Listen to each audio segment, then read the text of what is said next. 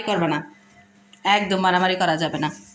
শোনো, এই যে আজকে কি রান্না করব বলো তো? ওই যে যেটা তোমার দাদু ছাদে ধরে রেখেছে সেটা।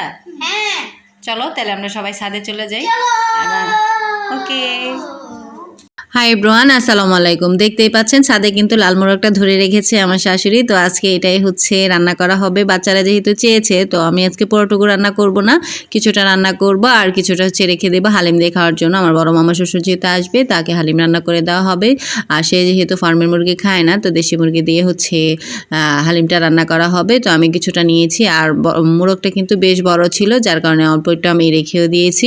তো বাচ্চারা যেহেতু খেতে চেয়েছে, ওদের জন্য একটু নেওয়া হয়েছে। তো এদিকে দেখতেই পাচ্ছেন আমি সব কেটে বেছে ধুয়ে নিয়েছি। এখন হচ্ছে রান্নাটা চড়িয়ে দিয়েছি। দেখতেই পাচ্ছেন একটু পাতিলের মধ্যে হচ্ছে আমি ভালো করে মশলাটা কষিয়ে নিয়েছি। একটু আদা বাটা আমি বেশি দিই, কারণ হচ্ছে দেশি মুরগি তো আদা বাটা রসুন বাটা আমি একটু বেশি দিই। আর এখানে জিরা, তারপর হচ্ছে হলুদের গুঁড়া, মরিচের গুঁড়া, ধনিয়া গুঁড়া আমি সব দিয়েছি। এখানে ভালো করে কষানো হয়ে গেলে আমি যতটুকু মাংস নিয়েছি দিয়ে দেবো। আর হচ্ছে আমি আলু দিয়ে রান্না করবো, যেহেতু আমার বাসায় সবাই আলু খুব পছন্দ করে। তো আমি হচ্ছে আলু দিয়ে রান্না করার চেষ্টা করি প্রতিবারই।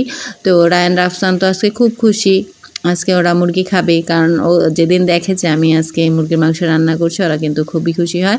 আর আজকে কিন্তু শুক্রবার, যার কারণে হচ্ছে মুরগির মাংসটা রান্না করলে বাচ্চারা আরও বেশি খুশি হয়, কারণ ছুটির দিন, স্কুল ছুটি। আর ওরা হচ্ছে গোসলের পরেই মানে গোসল করার সাথে সাথে জিজ্ঞেস করবে যে আজকে কী রান্না করা হয়েছে, কী খাওয়া হবে। তো ওদের জন্য যেহেতু রান্না করছি, তো এতটুকু মাংস দুই বাচ্চার হয়ে যাবে। আমরাই হয়তো ছাল পাক কিছু একটা পাবো আর কি।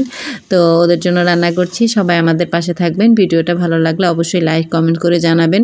আমি এর আগে অনেকবার কিন্তু দেশি মুরগি রান্না করেছি, আমার চ্যানেলে দেওয়া আছে। যেহেতু আমার শাশুড়ি নিজে হচ্ছে দেশি মুরগি পালে, তো সেখান থেকে মাঝে মাঝে মোরগগুলা হচ্ছে আমরা কেটে কেটে রান্না করি, আর সেটা আপনাদের সাথে শেয়ার করি। আমি অনেকবার আমার ভিডিওতে দেখিয়েছি যে দেশি মুরগি কীভাবে রান্না করছি বা কীভাবে কী করছি, সবই দেখিয়েছি। তো আজকে দেখানোর কিছু নেই, শেখানোর কিছু নেই। যার যেরকমভাবে ভালো লাগে সেরকম করে রান্না করবেন। আমার যেভাবে ভালো লেগেছে আমি সেভাবে রান্না করেছি, আর আমার বাচ্চারা যেভাবে পছন্দ করে আমি সেভাবেই হচ্ছে রান্না করার চেষ্টা করি। আমি কিন্তু একটু মশলা ঝালটা কম দিয়ে রান্না করার চেষ্টা করি, কিন্তু আমার কেন জানি ঝালটা হলে বেশি ভালো লাগে।